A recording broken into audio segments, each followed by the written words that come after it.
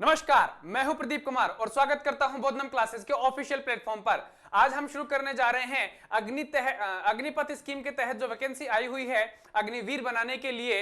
आपको सेना के अंदर नेवी और एयरफोर्स की उसी के मैथमेटिकल पोर्शन को आगे बढ़ाते हुए कॉम्प्लेक्स नंबर सम्मिश्र संख्याएं जो हमारे पास में सिलेबस के अंदर दिया हुआ है मैथमेटिक्स में, उसको हम आगे बढ़ाने जा रहे हैं। उसका आज हम शुरुआत करने जा रहे हैं। तो हम सबसे पहले इसके कुछ इंपॉर्टेंट फैक्ट्स की बात करेंगे, यानी कि इसके क्वेश्चंस को सॉल्व करने के लिए जो भी हमारे पास में इंपॉर्टेंट चीजें हैं वो क्या क्या हैं, क्या क्या होंगी, क्या क्या इसके अंदर सूत्र लग सकते हैं, किन किन बातों का हमें इसके अंदर ध्यान रखना होगा। सबसे पहले हम उनकी यहाँ पे चर्चा कर लेंगे, बात कर लेंगे, और उसके बाद में हम इनके ऊपर बेस्ड जितने भी क्वेश्चन होंगे कॉम्प्लेक्स नंबर के अंदर आने वाले, उनकी यहाँ पे हम क्या कर लेंगे, स्टडी कर लेंगे। तो चलिए शुरू करते हैं। कॉम्प्लेक्स नंबर, कॉम्प्लेक्स नंबर जो है वो हमारे पास में आपके सिलेबस के अंदर दिया हुआ है और बहुत ही अच्छा टॉपिक है। तो हम सबसे पहले इसके इंपॉर्टेंट फैक्ट्स की बात करते हैं। देखो यहां पे हमारे पास में जो सबसे पहले आता है वो क्या है, under root minus one. Under root minus one ये खुद में अपने पास में क्या होती है, एक काल्पनिक संख्या होती है। या आपने 11th के अंदर 12th के अंदर अच्छे से पढ़ लिया होगा।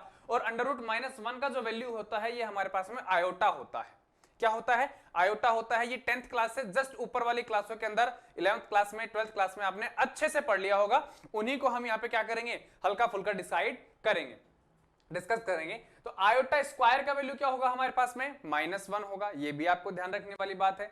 अब आता है हमारे पास अंडर रूट माइनस ए गुणा में अंडर रूट माइनस बी। इसको हम क्या लिख सकते हैं बेटा, इसको हम लिख सकते हैं minus under root A B, minus under root A B. यानी कि जब हमारे पास में अंडर रूट के अंदर कोई नेगेटिव वैल्यू आ जाए और उन दोनों का मल्टीप्लिकेशन हमें करना पड़े, तो उसके लिए हम क्या करेंगे, इन दोनों के अंदर से ही माइनस का जो साइन होगा उसको बाहर निकाल लेंगे और अंदर जो वैल्यू होगी उसको हम क्या कर देंगे, मल्टीप्लाई करके अंडर रूट के अंदर लिख देंगे। तो ये भी आपको क्या रखना है, ध्यान रखना है। फिर आता है हमारे पास में आयोटा की पावर अगर 0 हो जाए तो उसका मतलब क्या होगा, आयोटा की पावर अगर 0 होती है तो उसका मतलब होता है 1। आयोटा की पावर अगर 1 है तो उसका मतलब होगा आयोटा। आयोटा स्क्वायर के लिए हमने पहले लिख ही दिया है, उसका वैल्यू कितना होगा, -1। अब हम बात करते हैं इसके ऊपर, ठीक है। आयोटा क्यूब का क्या होगा, आयोटा क्यूब को हम क्या लिख सकते हैं my dear, iota square multiply by में आयोटा, ये लिख सकते हैं, ठीक है। तो आयोटा स्क्वायर का मतलब कितना हो गया, -1, और मल्टीप्लाई करेंगे हम आयोटा से तो क्या बन जाएगा, टोटली माइनस आयोटा। क्लियर है। चलिए आयोटा की पावर 4 है हमारे पास में, इसको हम क्या लिख सकते हैं, आयोटा स्क्वायर मल्टीप्लाई बाय में आयोटा स्क्वायर। और हमें पता है आयोटा स्क्वायर का वैल्यू कितना होता है, -1। आयोटा स्क्वायर का वैल्यू -1। जैसे ही आप इन दोनों को मल्टीप्लाई करोगे तो वैल्यू कितनी बनेगी, +1। चलिए साहब, आयोटा की पावर अगर 5 हो, कितनी हो, 5 हो, तो इसको आप क्या लिख सकते हो, आयोटा की पावर 4 इंटू में आयोटा। आयोटा की पावर 4 का वैल्यू हम यहां देख चुके हैं, कितना है, 1 है। तो यहां से आयोटा की पावर 4 का वैल्यू आ गया 1 और इंटू में कितना आ गया, आयोटा आ गया। इसका मतलब कितना आ गया हमारे पास में, टोटल आयोटा की पावर 5 का मान आयोटा आ गया। यानी कि आप सीधा कह सकते हो कि हमारे पास में आयोटा की पावर 1 और आयोटा की पावर 5 इन दोनों का वैल्यू क्या है, सेम ही है। अब हम बात करते हैं आयोटा की पावर 6। आयोटा की पावर 6 को हम क्या लिख सकते हैं, आयोटा की पावर 4 इंटू में आयोटा स्क्वायर, और ये मान आ जाएगा हमारे पास में कितना, -1। चलिए आयोटा की पावर 7 को आयोटा की पावर 4 इंटू में आयोटा स्क्वायर इंटू में आयोटा, यही लिख सकते हैं। आयोटा की पावर 4 है, आयोटा की पावर 4 को हम क्या लिख सकते हैं, यहां से ध्यान दें, 1 लिख सकते हैं, ये आ गया। आयोटा स्क्वायर का वैल्यू कितना है, -1 है, यानी कि 1 और -1 कितना हो गया, माइनस का 1 हो गया। और आयोटा है अपने पास में, ठीक है। तो यानी कि हम इसको क्या लिख सकते हैं, माइनस आयोटा। ये यहाँ पे थोड़ा सा मिस्टेक है, इसको हम क्या लिख सकते हैं, माइनस आयोटा, ठीक है। चलिए अब आता है हमारे पास में क्या, आयोटा की पावर 8। आयोटा की पावर 8 को आप क्या लिख दोगे, आयोटा की पावर 4 इंटू में आयोटा की पावर 4। आयोटा की पावर 4 कितना है हमारे पास में, देखो ये रहा 1। 1 इंटू में 1 करोगे तो वैल्यू कितनी आ जाएगी, 1 आ जाएगी। क्लियर है, कोई दिक्कत नहीं है। यानी कि ये सब हमारे पास में आयोटा के वैल्यूज हैं। अब ऐसे हम कब तक करते रहेंगे, इसलिए यहां पे हमने क्या लिख दिया है, एक जनरल फॉर्मेशन लिख दिया है, आयोटा की पावर 4m प्लस r, जहां पे m क्या है अपने पास में, कोई भी एक इंटीजर हो सकता है, 1 हो सकता है, 0 हो सकता है, 2 हो सकता है, माइनस के अंदर भी कोई वैल्यू हो सकती है। तो जैसे ही हम यहाँ पे मान लीजिए m का वैल्यू 1 रखा हमने, तो आयोटा की पावर कितना हो गया, 4 प्लस r, और आयोटा की पावर 4 कितना होता है, 1 होता है। इट मीन्स हमारे पास में यहाँ पे आयोटा की पावर 4 का मतलब कितना हो गया, 1। यानी कि ये वैल्यू तो कितनी हो जाएगी 1 हो जाएगी, फिर कितना बचेगा आयोटा की पावर r, तो यहाँ पे हमारे पास में क्या आ जाएगा डायरेक्ट आयोटा की पावर r आ जाएगा। क्लियर है? इसको आपको क्या करना है, ये याद रखना है, ये जो जनरल फॉर्मूला है ये आपको अच्छे से लर्न होना चाहिए। आयोटा की power 4m plus r equals to में आयोटा की पावर r। चलिए हम आगे बढ़ते हैं इंपॉर्टेंट फैक्ट्स के अंदर ही। वैसी संख्याएं जिन्हें हम x प्लस आयोटा वाई, भाई अब हम बात करते हैं कॉम्प्लेक्स नंबर की, तो कॉम्प्लेक्स नंबर एक्चुअली में होता क्या है, कॉम्प्लेक्स नंबर होता है ऐसी संख्याएं जिनको हम आयोटा के फॉर्म के अंदर लिख पाते हो, यानी कि x प्लस आयोटा y के रूप में व्यक्त किया जा सके, उन्हें हम क्या कहते हैं, सम्मिश्र संख्याएं कहते हैं। वैसे तो हम ये कह सकते हैं कि सभी प्रकार की जो वास्तविक संख्याएं होती हैं वो क्या होती हैं, एक सम्मिश्र संख्याएं होती हैं। कैसे होंगी देखिए ध्यान से हम बताते हैं आपको इसी के अंदर आगे कि x प्लस आयोटा y के रूप में हम सम्मिश्र संख्याओं को व्यक्त कर सकते हैं। x एवं y को सम्मिश्र संख्या कहते हैं। क्या कहते हैं, सम्मिश्र संख्या कहते हैं। और ये सम्मिश्र संख्या का क्या होता है, क्रमशः रियल पार्ट होता है। x जो होता है वो क्या होता है, रियल पार्ट होता है, y जो होता है वो क्या होता है, इमेजिनरी पार्ट होता है। यानी कि ये जो हमारे पास में क्या है, ये रियल पार्ट है और ये क्या है हमारे पास में इमेजिनरी पार्ट है। ठीक है, real part of z equals to में कितना है x और imaginary part of z equals to में कितना है y है।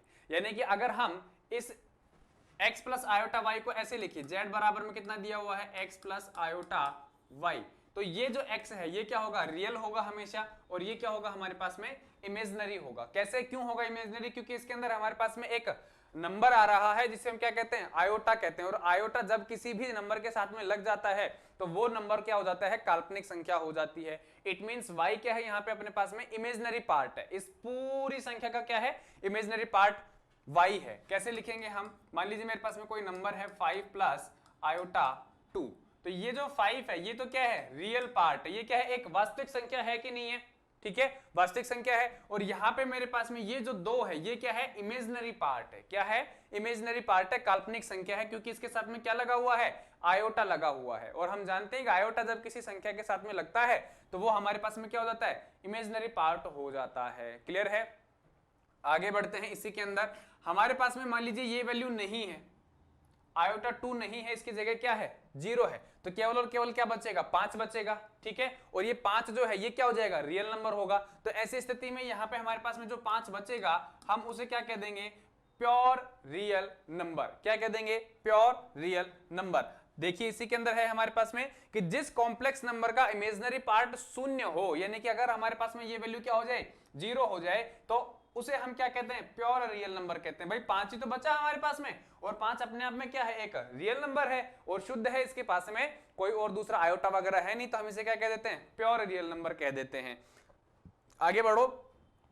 अब एक कंडीशन में तो हमने क्या कर दिया, इसको 0 कर दिया। अब मान लीजिए हमारे पास में अगर 5 ही 0 हो जाए तो क्या बचेगा, सिर्फ और सिर्फ आयोटा 2 बचेगा। बचेगा कि नहीं बचेगा?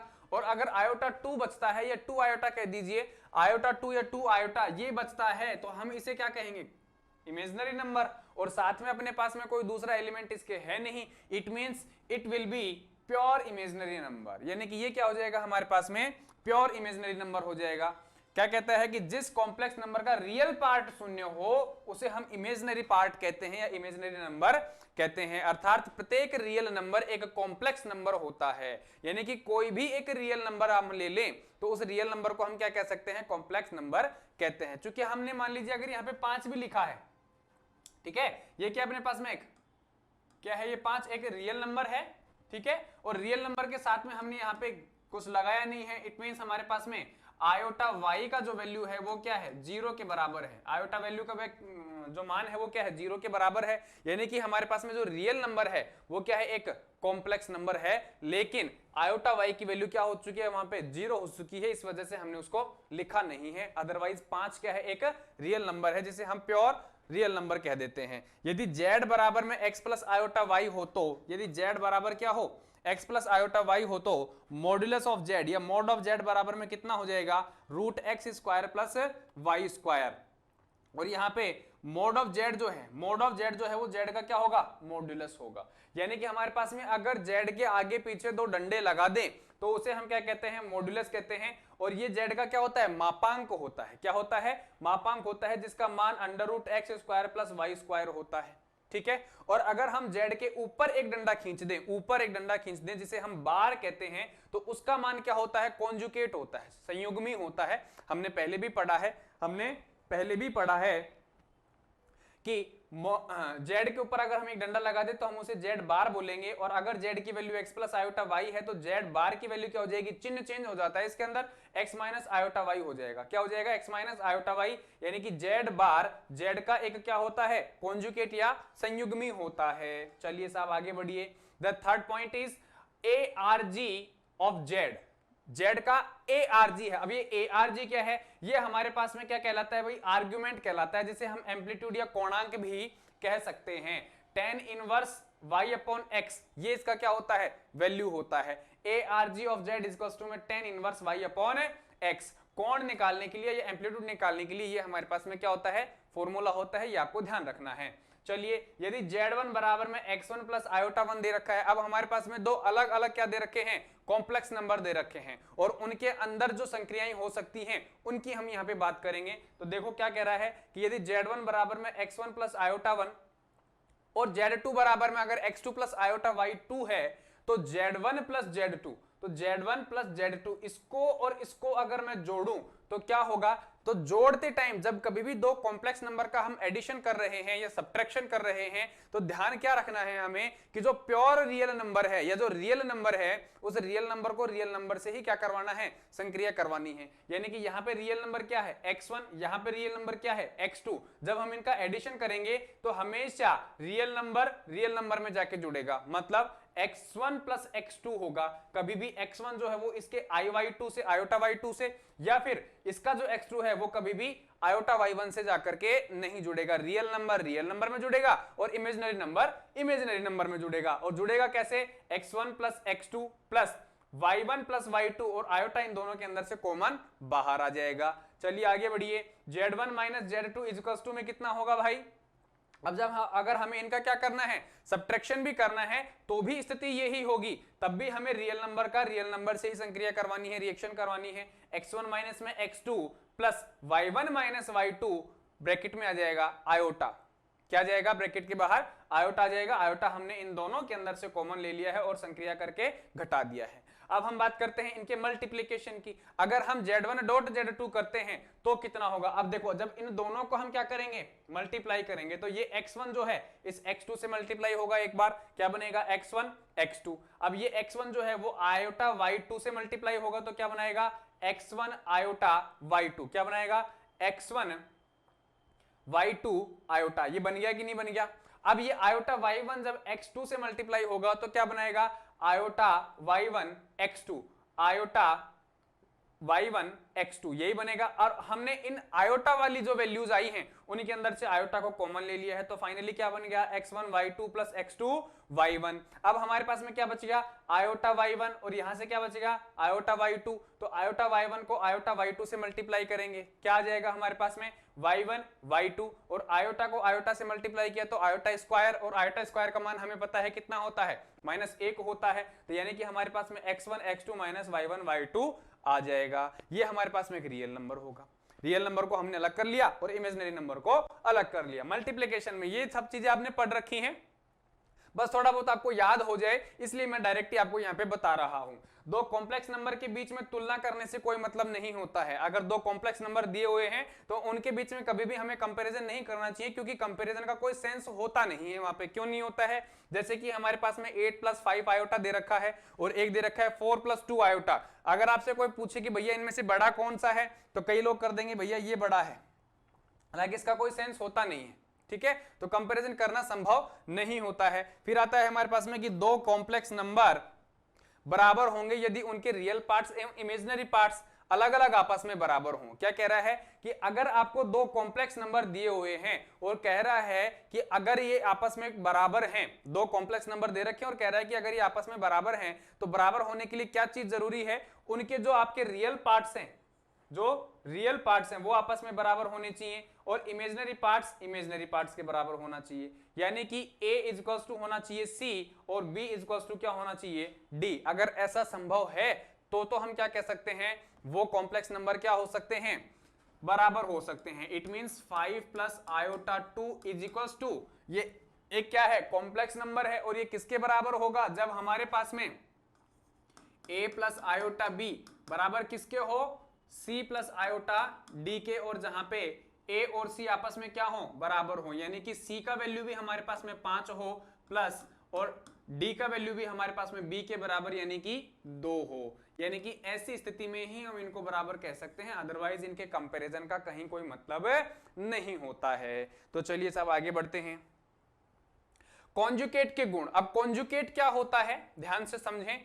कॉन्जुगेट हमने पढ़ ही लिया है भाई, जेड हमारे पास में अगर x प्लस आयोटा वाई दिया हुआ है तो जेड बार यानी कि इसका जो कॉन्जुगेट होगा वो क्या हो जाएगा, x माइनस आयोटा y हो जाएगा। अब ये काम किस तरीके से करता है, मॉड ऑफ जेड या सॉरी जेड बार बराबर में किसके होता है, जेड के होता है। किसके लिए है ये, रियल पार्ट्स के लिए है। किसके लिए है, रियल पार्ट्स के लिए है। z1 प्लस z2 का बार हमारे पास में क्या होता है, z1 का बार प्लस z2 का बार, यानी कि अगर हम दो कॉम्प्लेक्स नंबर का अलग अलग क्या करें, बार का एडिशन करें तो वो उन दोनों के कॉम्प्लेक्स नंबर के एडिशन के और उसके बाद में अगर हम उसका बार करें तो उसके बराबर होता है। और अगर हम z1 माइनस में z2 का बार देखें तो वो बराबर किसके होता है, z1 के बार माइनस में z2 के बार के बराबर होता है। ठीक है, z1 डॉट z2 का बार बराबर होता है z1 बार डॉट z2 का बार। ठीक है, z1 बार अपॉन z2 का बार बराबर किसके होगा, z1 बार अपॉन z2 के बार के होगा, अलग अलग हो जाएगा। ठीक है, इसी तरीके से आता है हमारे पास में z डॉट में z बार बराबर किसके होगा, mod of z square, mod of z के स्क्वायर के होगा। यदि z बराबर z बार, यदि केवल यदि z प्योर रियल नंबर हो, यानी कि ये स्थिति हमारे पास में कब होगी, ये शुरू में ही दे रखा था, देखो ये था ना अपने पास में z बार बराबर में z, और ये कब होगा, ये केवल और केवल तभी होगा जब z हमारे पास में क्या हो, प्योर रियल नंबर हो। यानी कि अगर हमारे पास में z बराबर में 5 दिया हुआ है तो z बार बराबर भी कितना होगा भैया, 5 ही होगा। यानी कि z बराबर में z बार केवल और केवल इसी स्थिति के अंदर क्या हो सकते हैं, बराबर हो सकते हैं, जब ये प्योर रियल नंबर हो। ठीक है, और अगर हमारे पास में z क्या है, प्योर इमेजिनरी नंबर है, यानी कि अगर हमारे पास में z बराबर में कितना दिया हुआ है, मान लीजिए आयोटा 2 है। ठीक है, आयोटा 2 है तो z बार बराबर कितना हो जाएगा, माइनस आयोटा 2। क्या हो जाएगा, माइनस आयोटा 2, यानी कि z बराबर में माइनस का z बार, यही होगा। ठीक है, यानी कि z बराबर में माइनस का z बार केवल और केवल z बराबर में अगर प्योर नंबर है तभी संभव है। z प्लस z बार बराबर में क्या होगा, 2 रियल पार्ट ऑफ z। ये कैसे होता है, मान लीजिए z बराबर में मुझे दिया हुआ है 2 प्लस आयोटा 5। ठीक है, और z बार मुझे दिया हुआ है, z बार कितना हो जाएगा इसका, 2 माइनस आयोटा 5। ठीक है, अब मुझे क्या करना है, इन दोनों का एडिशन करना है। तो z प्लस z बार जैसे ही मैं जोड़ूंगा तो जोड़ने पर देखो 2 प्लस आयोटा 5 है प्लस 2 माइनस आयोटा 5, तो आयोटा 5 माइनस आयोटा 5 ये एक दूसरे को क्या कर देंगे, कैंसिल आउट कर देंगे, और z प्लस z बार बराबर मेरे पास में कितना आ जाएगा, 4 आ जाएगा। यानी कि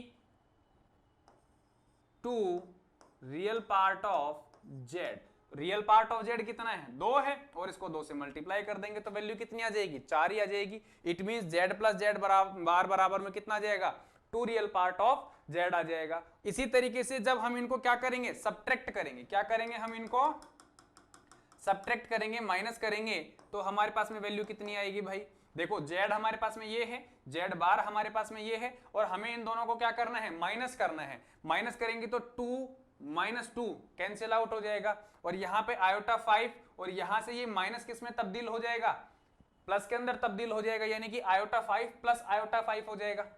तो कंप्लीट क्या बनेगा हमारे पास में, 2 आयोटा 5, कितना बनेगा, 2 आयोटा 5, यही बनेगा। और इसको हम क्या लिख सकते हैं भैया, इसको हम लिख सकते हैं 2 iota imaginary part of z।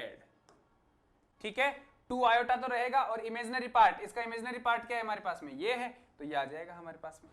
समझ में आ गई बात, क्लियर है, कोई दिक्कत नहीं है। इसके बाद में हमारे पास में एक इसी का पॉइंट आता है 11 नंबर पॉइंट, और ये क्या कहता है कि z की पावर n बार हो, क्या हो, z की पावर n बार हो, तो वो बराबर किसके होगा, z का बार और उसके n के, उसकी पावर में अगर हम n कर दें, यानी कि अगर हमारे पास में ये बार इस z के ऊपर शिफ्ट हो जाता है तो भी ये क्या रहेगा, बराबर रहेगा। या यूं कह सकते हो कि अगर हमारे पास में कोई एक कॉम्प्लेक्स नंबर है, तो उसकी पावर के अंदर अगर कोई वैल्यू दे रखी है और उसका बार हमें करना है तो वो बराबर होगा किसके, उस कॉम्प्लेक्स नंबर के कॉन्जुगेट के, उस कॉम्प्लेक्स नंबर के कॉन्जुगेट की पावर n के बराबर हो जाएगा, यानी कि पावर हमारे पास में सेम हो जाएगी उनकी और बार शिफ्ट हो जाएगा। ठीक है, चलिए आगे बढ़ते हैं।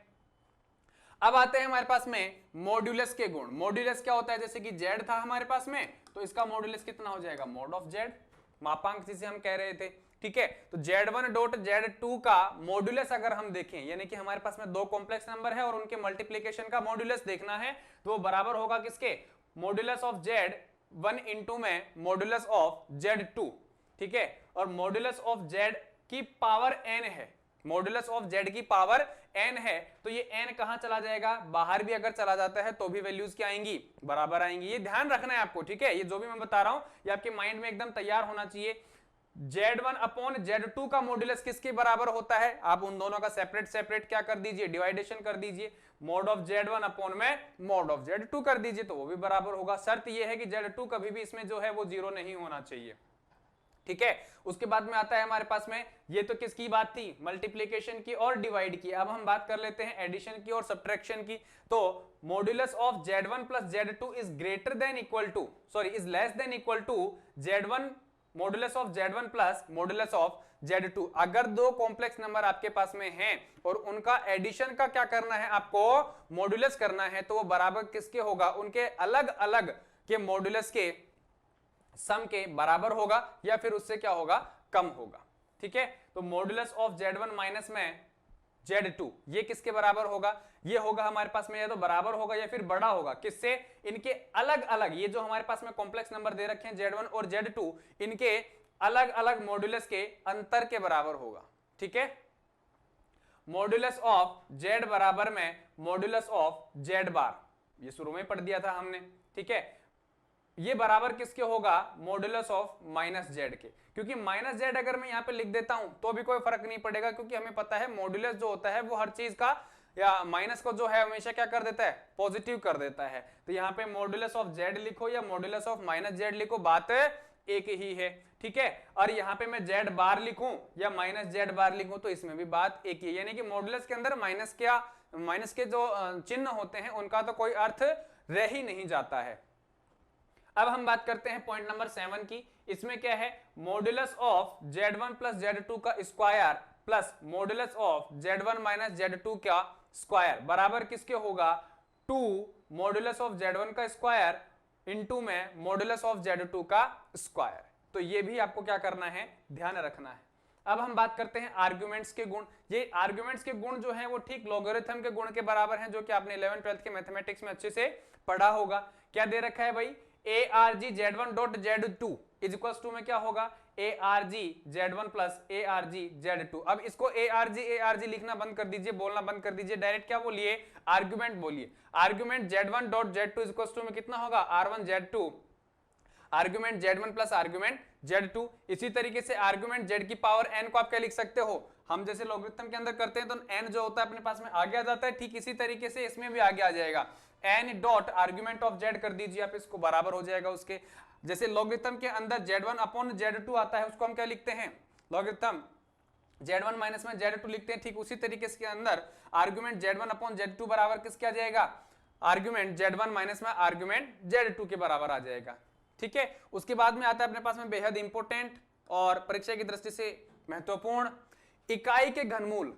कि अगर हम यहाँ पे कॉम्प्लेक्स नंबर की बात कर रहे हैं तो कॉम्प्लेक्स के अंदर जो यूनिट होता है, जो यूनिटी होती है, उसके क्यूब रूट्स क्या होंगे, उसको क्यूब रूट्स होते हैं हमारे पास में 3। कौन कौन से होते हैं, 1 ओमेगा और ओमेगा स्क्वायर। उनकी वैल्यूज क्या होती हैं, 1 के लिए तो 1 ही होगा, ओमेगा के लिए होता है -1 प्लस √3 आयोटा अपॉन 2, और ओमेगा स्क्वायर के लिए होता है हमारे पास में क्या, -1 माइनस √3 आयोटा अपॉन 2। इकाई के 3 घनमूलों में से एक वास्तविक संख्या है, हमें पता है भाई ये तो क्या है अपने पास में प्योर रियल नंबर है, वास्तविक संख्या है, और अन्य दो जो हैं, एक तो ये और एक ये हमारे पास में क्या है, अवास्तविक सम्मिश्र संख्याएं हैं। अवास्तविक सम्मिश्र संख्याएं, भाई अवास्तविक तो किस लिए हो गई, काल्पनिक तो किस लिए हो गई, क्योंकि इनके अंदर क्या आ रहा है, आयोटा आ रहा है। और दूसरी बात क्या, दूसरा वर्ड क्या है, सम्मिश्र संख्याएं, एक दूसरे के क्या है, ये कॉन्जुगेट भी हैं। इट मींस ये हमारे पास में काल्पनिक सम्मिश्र संख्याएं हैं। ठीक है।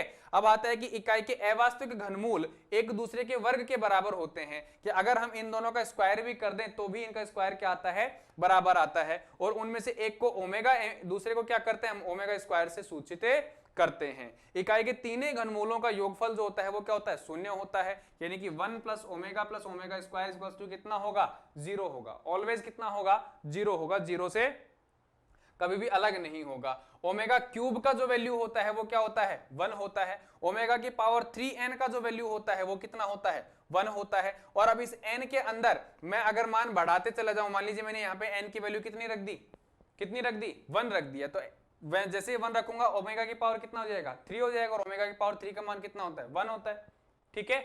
जैसे ही मैंने यहाँ पे n बराबर 2 रखा तो मेरे पास में वैल्यू कितनी आ जाएगी, यानी कि ओमेगा की पावर 6 को मैं क्या लिख सकता हूँ, ओमेगा की पावर 3 टू मैं ओमेगा की पावर 3, यानी कि हमारे पास में कितना आ जाएगा, ओमेगा की पावर 6। और यहाँ पे ओमेगा की पावर 3 का वैल्यू कितना है, 1 है, यानी कि ये 1 इंटू में 1, यानी कि वैल्यू कितनी आएगी, ऑलवेज 1 आएगी। यानी कि n का मान है यहाँ पे हमारे पास में क्या होता है, एक पूर्णांक होता है, और पूर्णांक 1 2 3 4 5 6 माइनस के अंदर भी अगर कोई चीज रख दो तो उसका हमेशा वैल्यू कितना आ जाएगा, ओमेगा की पावर 3n के लिए हमेशा वैल्यू कितना रहेगा, 1 ही रहेगा। अब हम बात करते हैं इससे आगे, ओमेगा की पावर 3n प्लस 1 हो तो उसके लिए वैल्यू क्या होगा, हमारे पास में हमेशा ओमेगा होगा। क्यों होगा, क्योंकि हमें पता है ओमेगा की पावर 3n का वैल्यू तो हमेशा क्या होगा, 1 होगा, यानी कि ये वैल्यू तो हमेशा हमारे पास में क्या हो जाएगी, 1 ही हो जाएगी।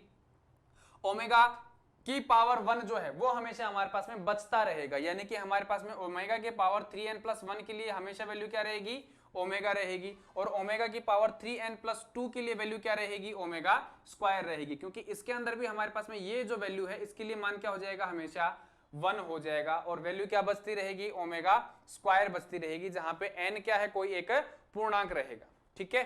इसी संदर्भ में हमारे पास में आगे बढ़ते हैं और देखो क्या लिखा हुआ है, the plane on which complex number are represented is known as the complex plane, यानी कि कॉम्प्लेक्स नंबर जिस प्लेन के ऊपर हमें एक्सप्रेस करने होते हैं, बताने होते हैं, उसे हम क्या कहते हैं, कॉम्प्लेक्स प्लेन कहते हैं, या फिर आर्गेंट प्लेन्स कहते हैं, या फिर गाउसियन प्लेन कहते हैं। किसी भी नाम से आप उसको उच्चारित कर सकते हो, बता सकते हो। यहाँ पे एक्स एक्सिस जो होता है, यानी कि एक्स एक्सिस जो होता है, the x axis is called the real axis, यानी कि इस कॉम्प्लेक्स प्लेन के अंदर जो एक्स एक्सिस होगा उसे हम क्या कह देंगे, रियल एक्सिस कह देंगे।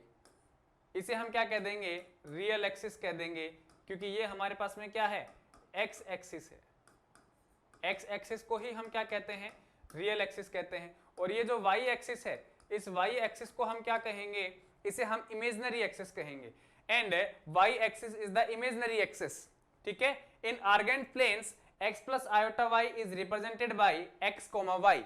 इस आर्गेंट प्लेन या गाउसियन प्लेन के अंदर x प्लस आयोटा वाई या z का जो वैल्यू होता है उसे हम x कोमा वाई के थ्रू क्या करते हैं, रिप्रेजेंट करते हैं। अब आती है हमारे पास में वैल्यू, कहता है कि यदि एक के घनमूल एक ओमेगा एवं ओमेगा स्क्वायर हो, क्या हो, यदि एक यानी कि यूनिटी जो हमने दे रखी थी उसके क्यूब रूट्स की बात कर रहे हैं, अगर उसके क्यूब रूट्स एक ओमेगा और ओमेगा स्क्वायर हो तो -1 के घनमूल क्या होंगे भाई, -1 के घनमूल वही हो जाएंगे जो इसके हैं, बस हमें क्या करना होगा, इसमें माइनस साइन ऐड करना होगा, यानी कि -1 माइनस ओमेगा माइनस का ओमेगा स्क्वायर। क्लियर है। एक का घनमूल अगर हमारे पास में एक ओमेगा ओमेगा स्क्वायर है तो -1 का घनमूल -1 माइनस ओमेगा स्क्वायर हो जाएगा। फिर कहता है प्रत्येक कॉम्प्लेक्स नंबर z बराबर में x प्लस आयोटा y को r ब्रैकेट में cos theta plus iota sine theta के रूप में व्यक्त किया जा सकता है, जहां r बराबर में मॉड ऑफ z एवं थीटा बराबर में आर्गुमेंट ऑफ z होता है, और यह रूप पोलर फॉर्म या ट्रिग्नोमेट्रिक फॉर्म कहलाता है। यह भी आपको पढ़ लेना है, अच्छे से ध्यान रखना है इसका भी, ठीक है। ये हमारे पास में कुछ इंपॉर्टेंट बातें हो गई हैं कॉम्प्लेक्स नंबर से रिलेटेड, जो इंपॉर्टेंट फैक्ट्स हैं उनकी हमने यहाँ पे हल्की फुल्की चर्चा कर ली है। आप इसको देख लेना, अच्छे से पढ़ लेना, और इसके बाद में हम बात करते हैं इसके क्वेश्चंस की। आता है हमारे पास में question number first. Question number first क्या कहता है बेटा, क्वेश्चन नंबर फर्स्ट हमें कहता है कि रूट -16 इंटू में अंडर रूट -25 का जो वैल्यू है वो क्या होगा। तो ध्यान दें, ये जो हमारे पास में प्रश्न है इसका आंसर हम कैसे करेंगे। अगर हमारे पास में यहां माइनस नहीं होता, यहां माइनस नहीं होता, तो हम सीधा ही अंडर रूट 16 का क्या कर देते, +-4। 25 का क्या कर देते प्लस माइनस में 4, लेकिन अब चूंकि यहाँ पे माइनस है तो हमें थोड़ा सा सोचना पड़ेगा। क्या करेंगे हम, हमारे पास में था कि अगर अंडर रूट के अंदर कोई वैल्यू है और साथ में अगर उसके अंदर माइनस है तो हम क्या कर देंगे, हम उस माइनस को बाहर निकाल लेंगे और अंदर जो वैल्यूज दे रखी हैं उन दोनों का हम क्या कर देंगे, मल्टीप्लाई कर देंगे। यही था। चलिए साहब, इसी के आधार पर हम इस प्रश्न को हल कर देते हैं। अंदर क्या है हमारे पास में 16 और ये क्या है हमारे पास में 25।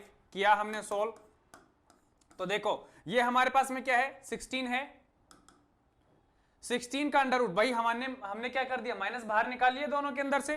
तो अब तो हम इसका क्या कर सकते हैं, अंडर रूट कर सकते हैं, वर्गमूल कर सकते हैं। 16 का कितना हो जाएगा 4, 25 का कितना हो जाएगा 5। इट मींस जो आंसर होगा हमारे पास वो माइनस का 20 हो जाएगा। इस तरीके से हमें क्या करने हैं, ऐसे सवाल हल करने हैं। अब हम बढ़ते हैं आगे, क्वेश्चन नंबर 2। क्वेश्चन नंबर 2 में क्या कहता है कि 2 + 3 आयोटा और 4 - 5 आयोटा की वैल्यू क्या होगी। बहुत ही सिंपल है, हमारे पास में दो कॉम्प्लेक्स नंबर दे रखे हैं और उन दोनों का मल्टीप्लिकेशन करवा रहा है। हमने देखा था कि अगर हमारे पास में क्या हो, x1 की वैल्यू z1 की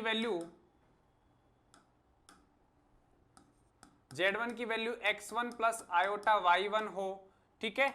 और अगर z2 की वैल्यू हमारे पास में क्या हो, x2 + आयोटा y2 हो, तो हम क्या करेंगे भैया, तो हम z1 और z2 को मल्टीप्लाई कर देंगे। x1 को x2 के साथ में, फिर x1 को आयोटा y2 के साथ में, आयोटा y1 को फिर x2 के साथ में और आयोटा y1 को आयोटा y2 के साथ में। लेकिन फर्क क्या है, फर्क ये है हमारे पास कि यहाँ पे इसके अंदर क्या है, हमारे सवाल में यहाँ पे माइनस है। क्या है, माइनस है।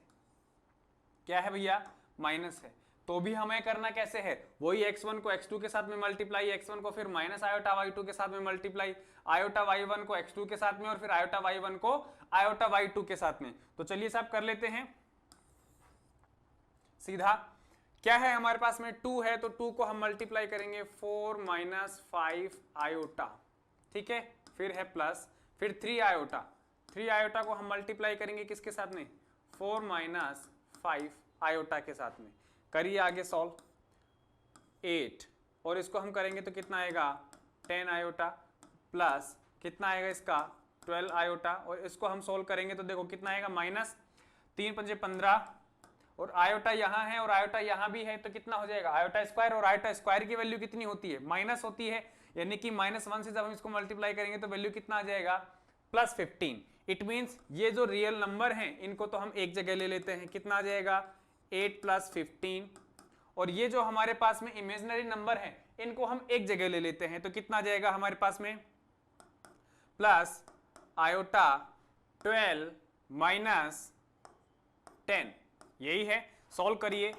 8 + 15 कितना हो गया 23, 12 - 10 कितना हो गया 2 और साथ में है आयोटा, यानी कि ये हमारे पास में क्या आ जाएगा, इसका आंसर आ जाएगा 23 + 2 आयोटा, ठीक है। चलिए आगे बढ़िए, क्वेश्चन नंबर 3। और क्वेश्चन नंबर 3 क्या कहता है कि 2 - √3 आयोटा का मॉड्यूलस निकालें। और मॉड्यूलस कैसे निकालते हैं भैया, मॉड्यूलस mod of z = में क्या बताया था मैंने, x² + y² का अंडर रूट हमें निकालना होता है। हमें क्या दिया हुआ है, z दिया हुआ है 2 - √3 आयोटा, यही है। यहाँ पे x जो है वो क्या है, रियल नंबर क्या है 2 है, और y जो है वो क्या है माइनस का √3 है। अब ये दोनों वैल्यू में उठा करके यहाँ रख देता हूं तो mod of z का मान आ जाएगा मेरे पास में। चलिए साहब करिए, कितना है 2 का स्क्वायर करिए, 2 का स्क्वायर किया हमने, ये हो गया, ठीक है, प्लस फिर उसके बाद में है y का स्क्वायर, y कितना है -√3 है, ठीक है, और -√3 का हम क्या कर देते हैं स्क्वायर कर देते हैं, ये हो गया। कितना आएगा, 2 का स्क्वायर किया कितना आया 4।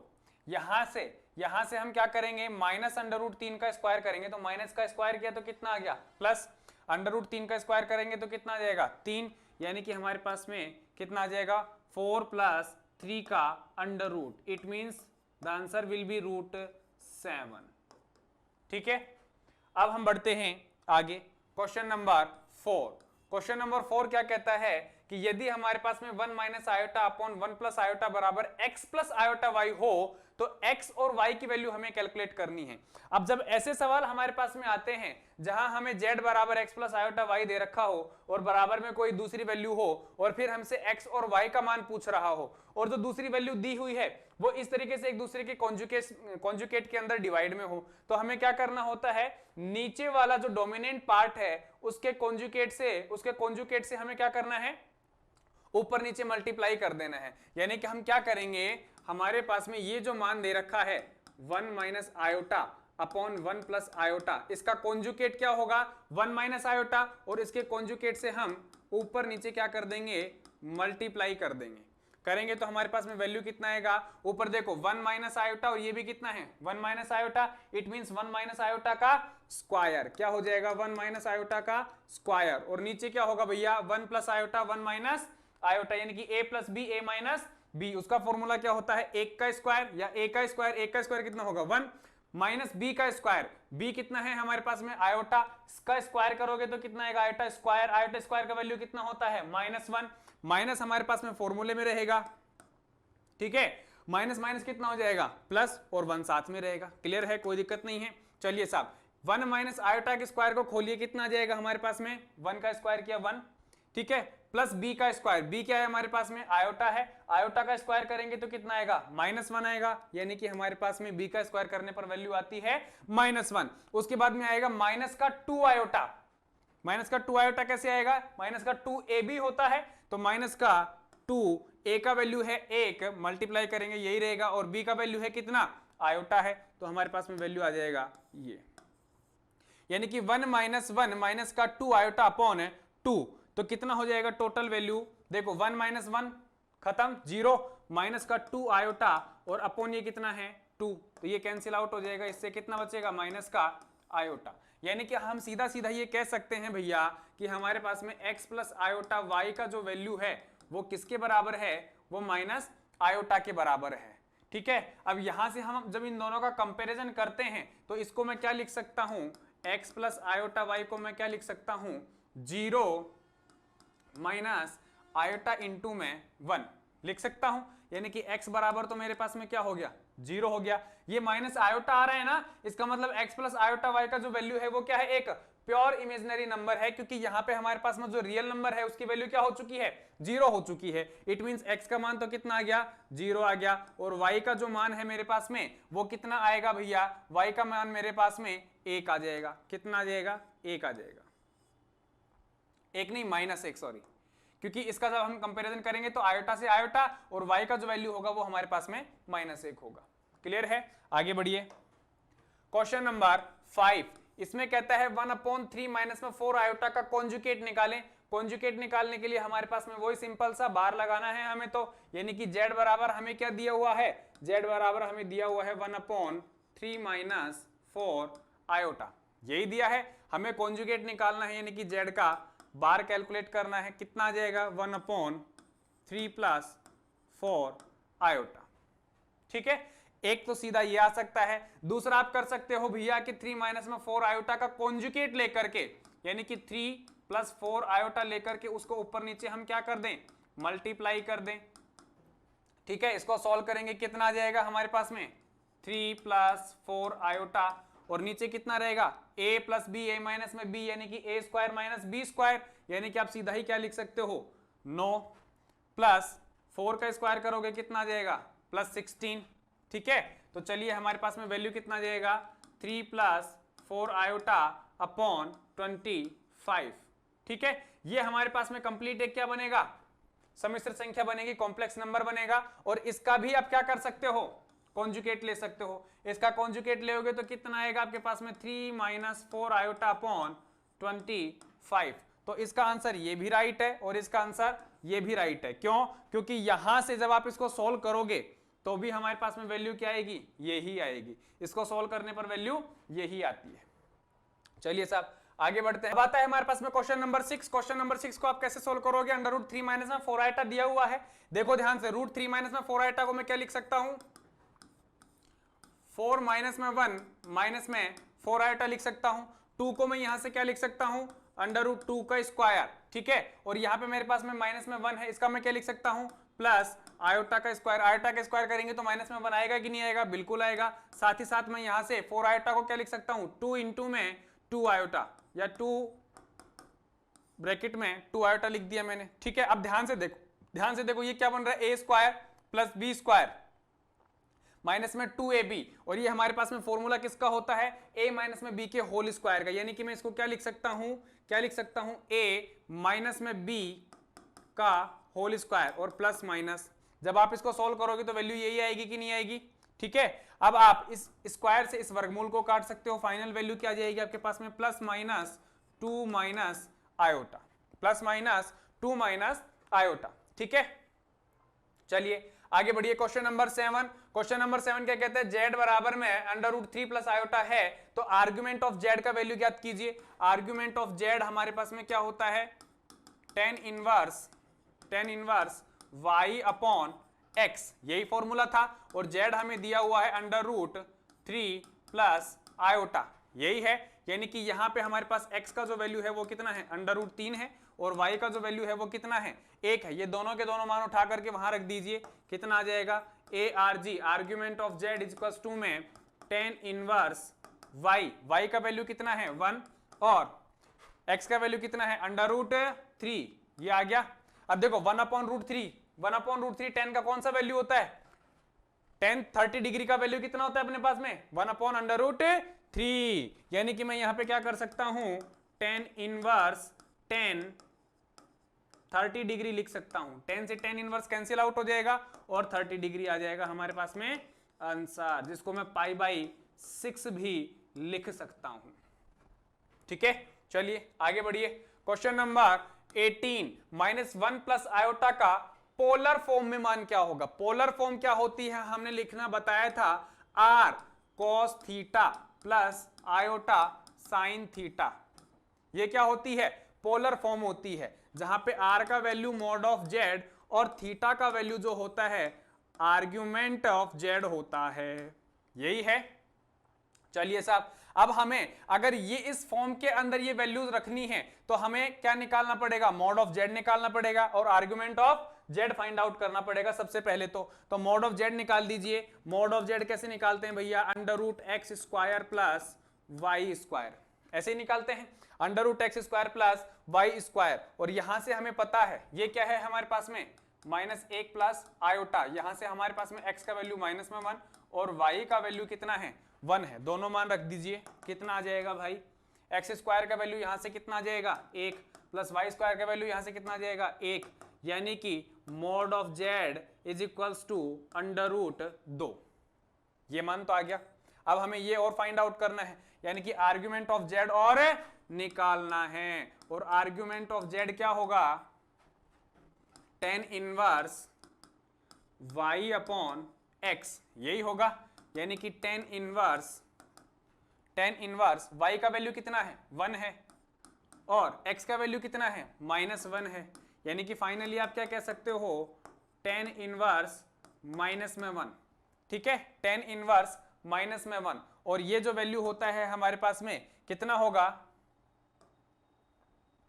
tan इनवर्स -1, ये वैल्यू होता है हमारे पास में 3π/4, क्या होता है 3π/4, यानी कि आर्गुमेंट ऑफ z का जो वैल्यू है वो क्या है हमारे पास 3π/4, ये दोनों वैल्यू आ चुकी हैं, ये दोनों के दोनों मान उठा करके यहां रख दीजिए, पोलर फॉर्म में हमारे पास मान आ जाएगा।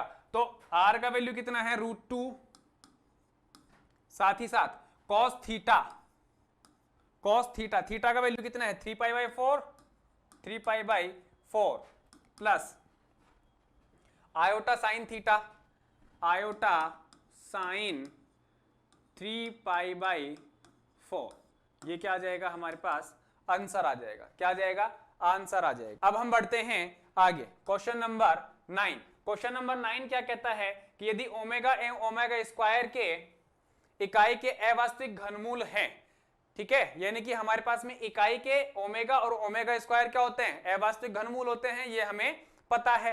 तो 1 minus omega plus omega square की power 5 plus 1 plus omega minus omega square की पावर 5 का मान बताएं। बहुत ही इंटरेस्टिंग क्वेश्चन है, बहुत ही अच्छा प्रश्न है, ठीक है। क्या कह रहा है इसमें कि हमारे पास में ये वैल्यूज इनका मान हमें फाइंड आउट करना है कितना होगा। तो ध्यान दें, ऐसे सवालों में हमें क्या करना है, इसमें देखो 1 minus omega plus omega square का वैल्यू कितना है भाई, कितना है कि पावर 5, ठीक है। और 1 प्लस ओमेगा माइनस में ओमेगा स्क्वायर की पावर कितना है, 5 है। ये दोनों मान हमें पता होने चाहिए। कैसे करेंगे, देखो 1 plus omega square, 1 plus omega square का वैल्यू कितना होता है, माइनस ओमेगा, और 1 प्लस ओमेगा का वैल्यू कितना होता है, माइनस ओमेगा स्क्वायर। ये मान हमें पता है। अच्छे से अपनी कॉपी के अंदर लिख लेना कि 1 प्लस ओमेगा स्क्वायर का वैल्यू माइनस ओमेगा और 1 प्लस ओमेगा का वैल्यू माइनस ओमेगा स्क्वायर। ये दोनों के दोनों मान उठा करके मैं इसमें और इसके अंदर पुट कर देता हूं। तो देखो 1 प्लस ओमेगा स्क्वायर मैंने रखा तो कितना आ जाएगा मेरे पास में, माइनस ओमेगा का पावर 5, ठीक है। और यहां से मेरे पास में कितना आ जाएगा, देखो 1 प्लस ओमेगा यानी कि माइनस में ओमेगा स्क्वायर और माइनस में ओमेगा स्क्वायर की पावर 5, कितना आ जाएगा यहाँ पे हमारे पास, माइनस का 2 ओमेगा की पावर 5, प्लस यहां से कितना आ जाएगा मेरे पास में 2 ओमेगा स्क्वायर की पावर 5, कितना आ जाएगा मेरे पास में ये मान, माइनस में 32 ओमेगा की पावर 5 और माइनस में 32 ओमेगा की पावर 10। यही है, माइनस का 32 में यहां से क्या ले सकता हूं, कॉमन ले सकता हूं। तो कितना बचेगा मेरे पास में, माइनस का 32 अगर मैं यहां से कॉमन लूं तो यहां से बचेगा मेरे पास ओमेगा की पावर 5 और यहां से बचेगा ओमेगा की पावर 10। यही है। चलिए साहब आगे बढ़ो। ओमेगा की पावर 5 है, ओमेगा की पावर 5 को आप क्या लिख सकते हो, ओमेगा की पावर 3 इंटू में ओमेगा की पावर 2। और हमें पता है ओमेगा की पावर 3 का मान कितना होता है, 1 होता है, यानी कि फाइनल वैल्यू कितनी बची, ओमेगा स्क्वायर। इसी प्रकार से ओमेगा की पावर 10 को आप क्या लिख सकते हो, ओमेगा की पावर 3 इंटू में ओमेगा की पावर 3 इंटू में ओमेगा की पावर 3 इंटू में ओमेगा, यही लिख सकते हो।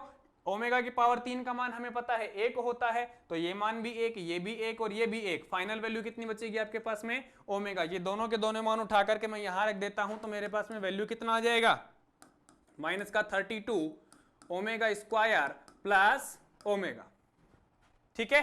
और साथ ही साथ मैं यहां से क्या कह सकता हूं कि यहां पे देखो ध्यान से, ओमेगा स्क्वायर प्लस ओमेगा है, ठीक है। तो आप क्या लिख सकते हो इसको, माइनस में 32, ओमेगा कॉमन लिया मैंने, कितना बनेगा, ओमेगा प्लस 1, यही बनेगा। और ओमेगा प्लस 1 का वैल्यू कितना है, ओमेगा प्लस 1 का वैल्यू माइनस ओमेगा स्क्वायर है, कितना है, माइनस ओमेगा, ये ओमेगा तो बाहर, और माइनस में ओमेगा स्क्वायर। अब देखो ओमेगा स्क्वायर और ओमेगा आपस में मल्टीप्लाई होकर के क्या बना लेंगे, माइनस का ओमेगा क्यूब। और ओमेगा क्यूब का वैल्यू कितना होता है, 1 होता है, यानी कि यहां पे कितना आ जाएगा, -1, और -1 को -32 से मल्टीप्लाई करोगे तो फाइनल आंसर कितना होगा, 32। कितना होगा, 32। क्लियर है। चलिए साहब आगे बढ़िए।